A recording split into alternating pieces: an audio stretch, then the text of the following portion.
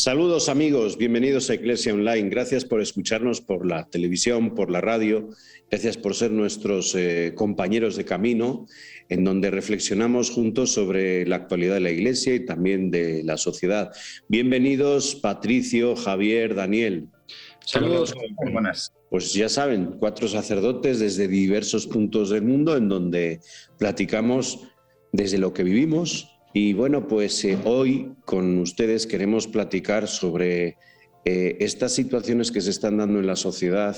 Ya aparte de la pandemia hay una guerra y aparte de la guerra está habiendo situaciones de violencia en el mundo, incluso localmente, en su casa, en su colonia, en su barrio, allí donde en su departamento, en la comunidad de vecinos, situaciones de violencia que están llegando a tocar la vida, a tentar la vida de los otros, ¿no? Incluso hasta la vida de los más vulnerables. No vamos a contar aquí historias, pero sí vamos a analizar todo esto juntos, porque bueno, pues estamos viviendo en una sociedad polarizada, en donde es blanco o negro, no existe el gris, en donde puede ser, hay dos ideologías, uno que parece ser que se deriva hacia el progresismo y otra hacia el tradicionalismo, hacia el populismo o hacia el clasismo.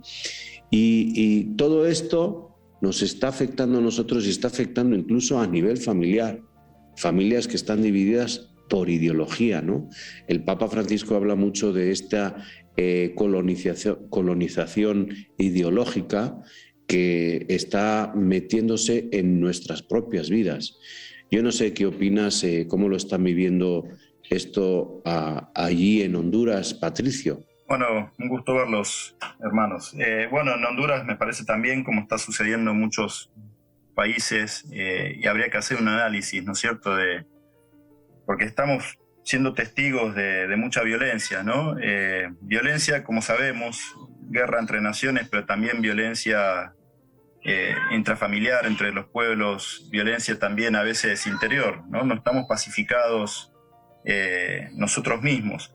Me acuerdo mucho lo que nos compartía el sacerdote Pablo Dors, el fundador de Amigos del Desierto, ¿no? Donde él, una cuestión muy de sentido común, uno no puede dar lo que no tiene.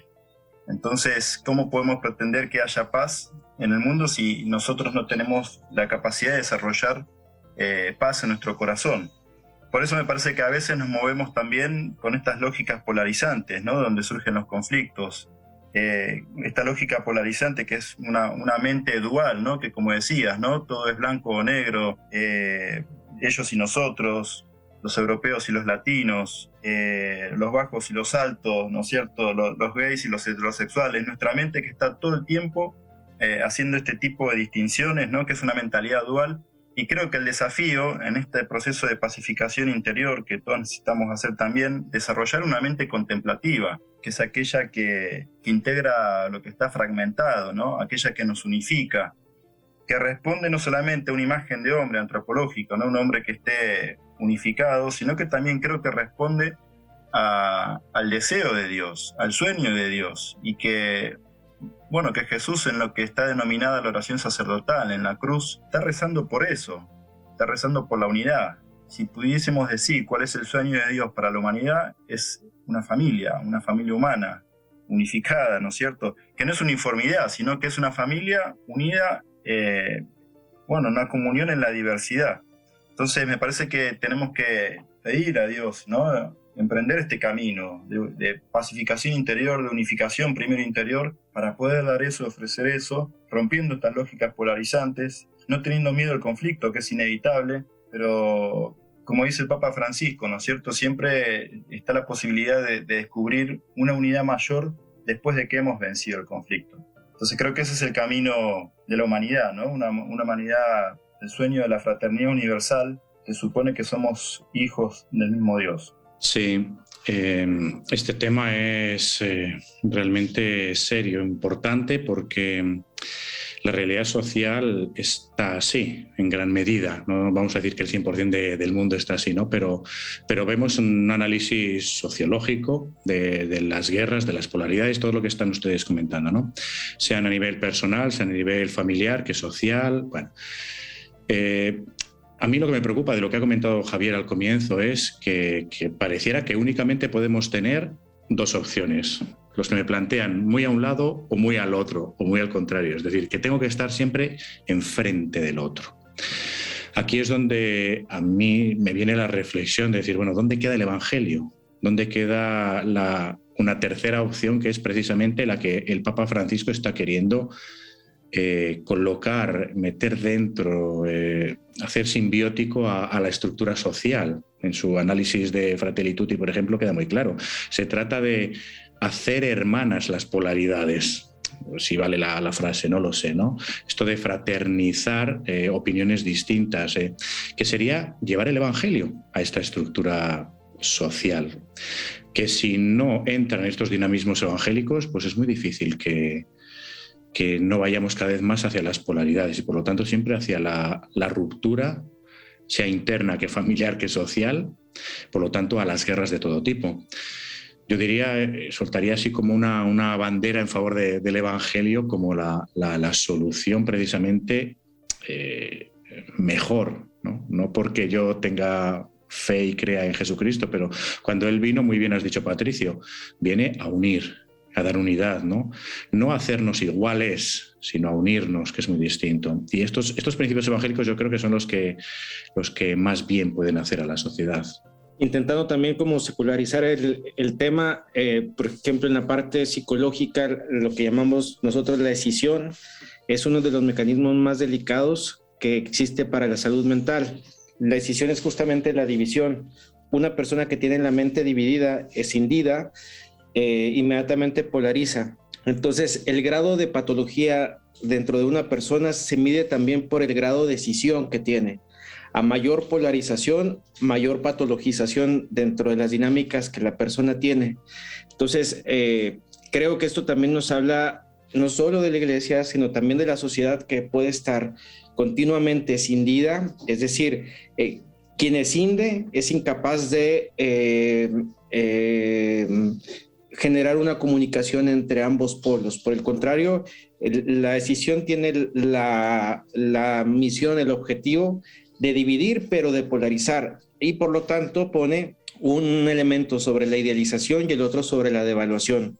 Por eso, por ejemplo, quien escinde ve en la opción de un candidato, por ejemplo, de una personalidad política, sea de idealización, y por lo tanto todo lo que es contrario a esta persona se devalúa, y viceversa. Es decir, cuando una persona tiene muy devaluado a esto, no existe nada fuera de esta devaluación. Conciliar entonces entre ambos polos, pienso que va siendo una construcción de salud mental también, como dentro de la misma sociedad, dentro de la misma iglesia, dentro de los mismos ambientes familiares, porque quien escinde se ve continuamente alertado de estas posibilidades de la incapacidad de diálogo que puede tener. Por ejemplo, una persona que habitualmente escinde es una persona que no dialoga, porque la escisión genera rigidez, y la rigidez es cuando particularmente se va a la devaluación o se ancla en la idealización. Entonces la persona, una vez que ha idealizado algo, difícilmente lo mueves de ahí. Su rigidez me viene así a la mente, lo habla mucho José María Rodríguez Olaizola, sacerdote jesuita que un día tendremos que invitar aquí. Pues dice él que hay esta rigidez de día y esta liquidez de noche. Y a mí me asusta, porque esto es lo que a veces estamos mostrando a los jóvenes que entran a nuestros seminarios, a nuestras casas de formación. Perdón por los formadores, especialmente por Javier Monroy, que le toca llevar esto, ¿no? No todos, pero sí estamos ofreciendo una rigidez que muestra una seguridad dentro de los jóvenes, ¿no? Y yo suelo decir que volvemos al tiempo de las puntillas y los incensarios, que no quiero decir que tiene que haber dignidad en una misa. A mí me gustan las misas dignas y con cantos bellos, ¿no? Pero esta forma externa, en donde estamos nosotros viendo que es una muestra más de esta rigidez, y a la vez hay otra que es el quitarle toda la dignidad al sacramento, ¿no? Y bueno, pues como que no pasa nada.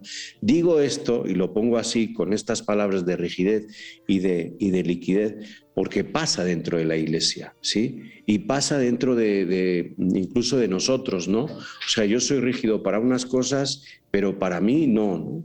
Puedo ser rígido para los demás, pero para mí dame mis espacios, mi tiempo de vacaciones, mi tiempo de ir a mi familia y lo demás.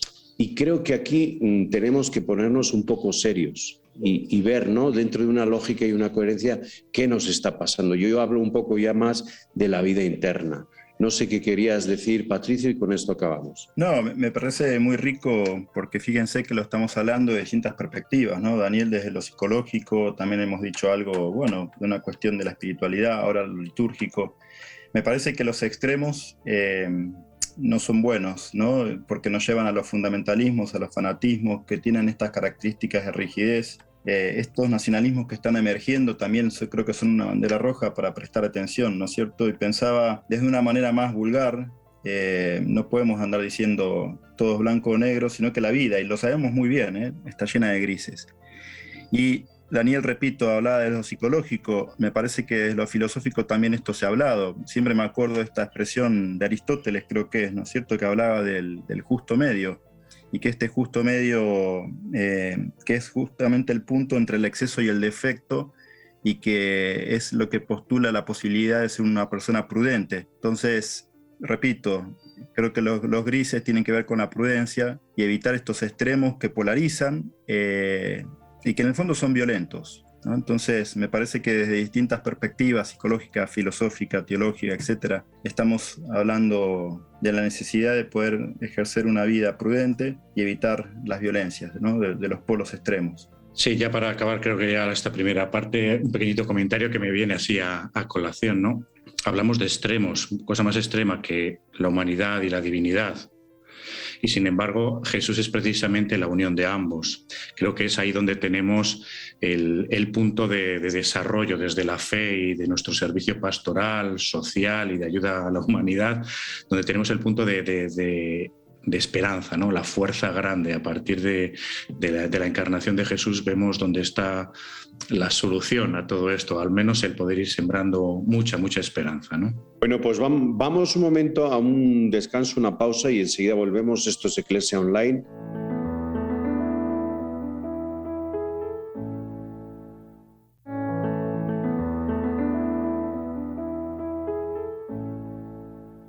Pues seguimos aquí hablando de esta polarización que hay en la sociedad. En el último bloque, pues bien nos ha dicho Javier Monroy cómo pues el centro es Jesús dentro de la humanidad y la divinidad. Me ha gustado bastante esta reflexión. Yo quisiera seguir con esta reflexión sobre pues estos blancos y negros que se nos ofrecen en la sociedad. Este momento que pues Jesús es el centro de todo y nosotros podemos hacer puente y ser vínculo de puente en los lugares donde nos encontramos. Sobre, pues ante esta polarización hay una crisis de liderazgo en la Iglesia y en la sociedad.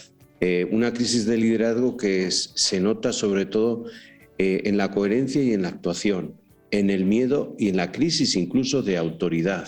¿Sí? Hoy que se quiere tener una autoridad corresponsable, pues luego pues realmente no hay gente que sea corresponsable, porque es más fácil a veces ser borrego, con perdón, que asumir ciertas responsabilidades, ¿no?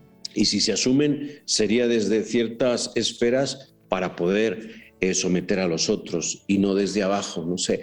Yo veo todo este mundo, esta sociedad en la que estoy envuelto, lo veo a veces con mucha incertidumbre y con muchos miedos. No sé qué perciben ustedes. A mí me llama mucho la atención, sí, que la decisión, la división, la polarización genera una aparente seguridad, ¿no? Porque ubicarme o situarme dentro de uno de los polos me hace vivir en una especie de corporativismo donde siento que el corporativismo me cubre, me envuelve y me da una aparente seguridad. Porque irme a los grises, lo que comentaba Patricio antes de irnos a la pausa, me pone vulnerable porque es un espacio como más ágil, habitual para vivir la equivocación, la vulnerabilidad como tal. Y creo que en este espacio de los grises es allí donde uno va tocando puntos de comunión, puntos de conexión, que de pronto puede que no se puedan vivir en el punto de la polarización. Solamente quería yo agregar al primer comentario que había hecho, que nosotros nos acercamos más a lo que llamamos la psicosis, que entre nosotros coloquialmente llamamos locuras, cuando una persona escinde en lo habitual. Es decir, entre más se habitúa la persona a escindir, mayor pronóstico, podríamos decir, le va llevando justamente a un acercamiento cada vez más psicótico, es decir, más fuera de la realidad. Esto tiene que ver todo también con el fundamentalismo que ha sacado Patricio hace un momento, porque la persona que se habitúa o que hace de la escisión un vicio, de la polarización una manera de vivir, pues obviamente va generando un estilo de vida más cercano a la locura. Lo que dice no se sostiene, lo que afirma es totalmente sacado de la realidad. Entonces es cuando comenzamos a tener estas fallas psicóticas de pronto, ¿no? Cuando la persona sostiene algo, lo afirma, que de pronto no tiene que ver nada con la realidad misma que estamos viviendo el resto. Pensaba también esta frase, ¿no? Divide y reinará. Quizás tiene que ver también con estas posturas, ¿no? Y en esta cultura que se está gestando, que el Papa lo denuncia como una cultura de muros, donde podríamos decir que la propuesta de Francisco es una cultura de puentes. Y acá quería jugar con la palabra pontífice, porque me parece que es una misión no solamente de quien esté siendo el sucesor de Pedro, sino que tiene que ver con una dimensión identitaria de nuestra vida como cristianos. Todos bautizados estamos llamados a ser pontífices. En una cultura de muros nosotros estamos llamados a ser puente. Me parece que esto es clave, que distintas espiritualidades dentro de la iglesia, más a nivel general, bueno, que tiene que ver con la misión de generar comunión. Pensaba en los focolares, el movimiento de los focolares, ellos creo que dan un testimonio preclaro, ¿no?, de esta misión, ellos lo llaman unidad. Estamos llamados a generar una cultura de la unidad, desde otras espiritualidades una cultura de la alianza. ¿Cómo podemos generar alianza en un mundo polarizado? Entonces, repito, creo que tiene que ver con ser pontífices, constructores de puentes y también redimir. Los cristianos estamos llamados a redimir. Donde hay polarización, poner unidad, ¿no es cierto? Donde hay oscuridad, ir a poner luz. Donde hay odio, ir a poner amor, y así podríamos seguir. Me parece que tiene que ver con esto y evitar, creo yo, una concepción cristiana equivocada, diría pervertida, donde consideran de que el cristiano, desde una dimensión apologética de defensa, tiene que estar todo el tiempo estigmatizando hacia aquellos que no son iglesia, apuntando con el dedo, condenando, cuando la iglesia no es eso. La iglesia está llamada a ser un sacramento universal de salvación, ser un signo de salvación, no un signo de condena, no un signo de que todo está mal. Como decía Juan 23, estos profetas de desventuras, ¿no?, que se la pasan diciendo de que todo es un gran desastre. La iglesia tiene que ser constructora de la esperanza. Entonces, bueno, ojalá que seamos todos pontífices. A mí me viene la reflexión de cómo es esto de fácil o de difícil. Porque está muy bonito lo que estamos diciendo, ¿no? Nuestros análisis psicológicos, espirituales, teológicos, lo que dice el Papa, pero al final en la Iglesia, para que lo seamos, ¿cómo hay que hacerlo? Bien, donde hay guerra hay que poner paz, muy bien. ¿Qué paz estoy poniendo yo en todas las guerras que veo por el mundo? Yo, voy a ser sincero, creo que poco o nada. Tendré que ver qué es lo que me toca en mi vida diaria, eso sí, ¿no? Y ahí es donde yo creo que hay que decirlo, no es nada fácil. Es decir, de los extremos polarizados, a mí no me gusta decir que en el centro está el gris. Yo creo que en el centro están todos los colores. Más bien me gusta decir, bueno, yo soy un azul, soy un verde, soy un naranja, soy un amarillo. Y esos son todos los que están ahí en jugando, ¿no?, a la vida, jugando a los colores. Los que están en el centro porque saben vivir sin estos extremos que hacen daño. De alguna manera el Papa, la Iglesia y el mismo Jesús nos está diciendo, pues vayan y evangelicen, sean puentes, transmitan lo que yo soy, a lo que he venido y para lo que me he encarnado. Me gustó y estoy de acuerdo, ¿eh? Yo dije gris y la verdad que gris no es muy atractivo. Y tocaste una dimensión, me parece que estética de la fe. Y sabemos que los trascendentales del ser, ¿no es cierto? La belleza, la bondad y la verdad manifiestan la presencia de Dios. Y me parece que lo estético puede ser una respuesta para este tiempo de polarizaciones, porque en definitiva pensaba que esta mezcla de colores habla de diversidad y hace que la vida sea linda, que sea rica. O sea, la diversidad trae belleza, la diversidad trae riqueza. Aquellos que creen, ¿no es cierto?, que todo es blanco y negro, en definitiva termina afeando la vida, la hace fea, la hace oscura, ¿no es cierto? Entonces hay que celebrar la diversidad y que creo que también tiene que ver con una concepción de Dios. Dios es diversidad en sí mismo, es una trinidad, no es una uniformidad. Y si nosotros creemos que estamos creados imagen y semejanza de un Dios que es diversidad, tenemos que ser propulsores de la diversidad y salir de estas lógicas polarizantes que quieren uniformar. Así que celebro lo que acabas de decir, Javier, porque me parece que puede ser un camino para el siglo XXI, ¿no? Recuperar la dimensión estética de la fe. Sí, pensaba que como esta parte estética de la cual está hablando Patricio justamente va a la raíz de la espiritualidad misma, porque la espiritualidad misma resulta estética. Todo lo que es contrario a la espiritualidad misma resulta aberrante, llamémosle aglomerado, sin estética como tal. Y creo que en esta diversidad es donde se puede generar un vínculo y una comunión también con todos. Yo creo que la experiencia del apóstol San Pablo, el amigo de Patricio, nos puede iluminar, ¿no? Porque él nos habla mucho de la diversidad en la comunidad, ¿no? Y cómo desde la diversidad, al final, la riqueza que se obtiene, que obtiene uno mismo. Tenemos esta tendencia a imponer solo un pensamiento. Y esto pasa institucionalmente. Hasta creo que esto ha ocurrido y está ocurriendo en la vida consagrada, ¿no? Y en las diócesis. Cómo nada más hay un único pensamiento, cómo las comunidades tienen que ser de una sola forma, ¿no? Y nos tenemos que moldear un poquito a lo que una comunidad vive en una colonia concreta y en un ambiente determinado. La vida consagrada lo que está viviendo en este momento, que no es solamente un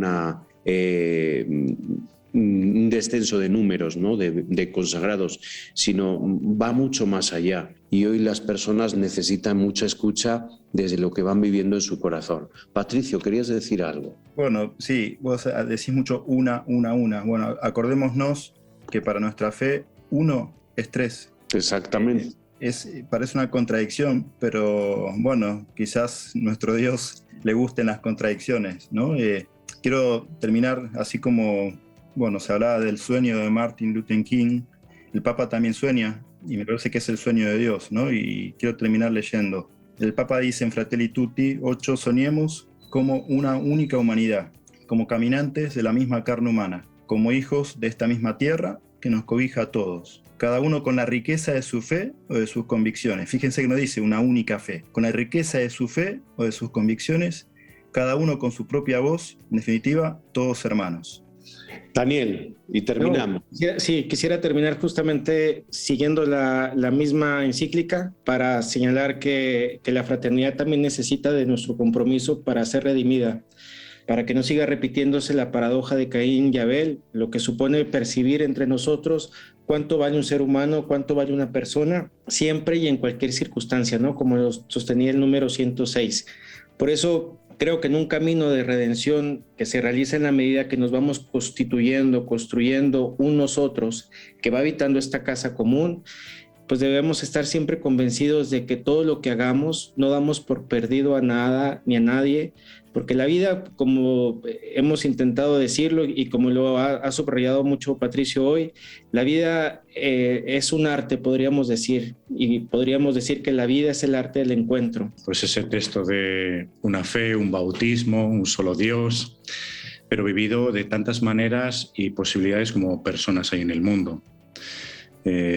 La única fe, vamos a decir, que es trinitaria, que es relación, con todo lo que han dicho, ahí están las consecuencias, se tiene que ser vivida según cada persona. Y esto es a lo que no le tenemos que tener miedo en nuestra iglesia. Yo quisiera agregar y cierro este principio de Francisco. La unidad es superior al conflicto. Entonces hay que apostar a eso. Así es, y con esto cerramos. Fíjense que hemos empezado este programa señalando la polaridad en la sociedad. Y estamos hablando de una iglesia abierta y de la unidad que pues es superior al conflicto. Muchísimas gracias, Patricio, Javier, Daniel. Saludos, que estén bien. Y gracias a ustedes por seguirnos. Esto es Eclesia Online. Nos vemos en el próximo programa.